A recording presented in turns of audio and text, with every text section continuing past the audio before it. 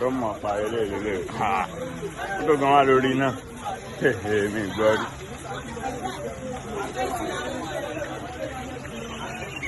Àwọn fọwọ́ kan àwọn kan máa ń wo wọ́n máa wo fingerprint wọ́n máa wo fingerprint wọ́n máa wo fingerprint o.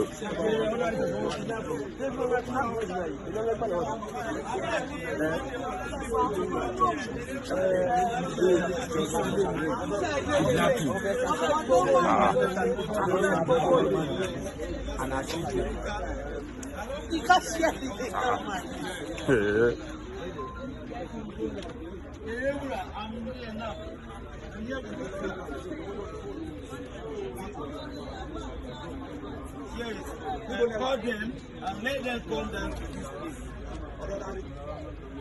Yes, and then the car they used to kidnap the woman was ash color Camry, ash color. So and they said the car no number, and the car was headed to. Is it inside here? No, it went to the estimate.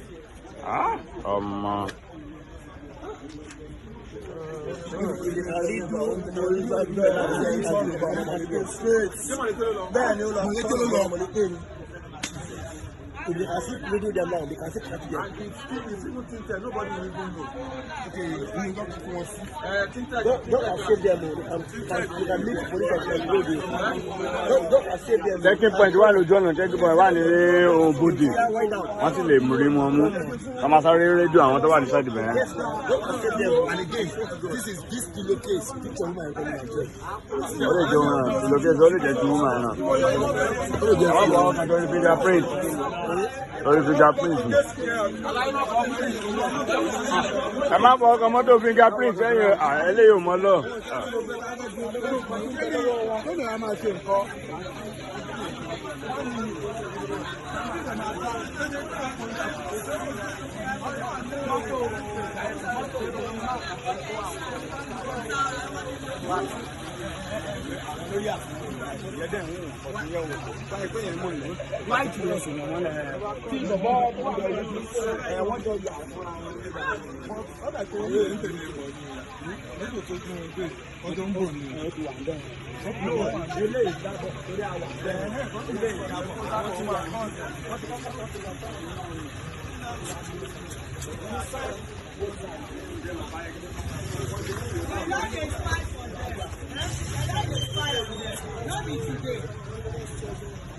I'm not sure either.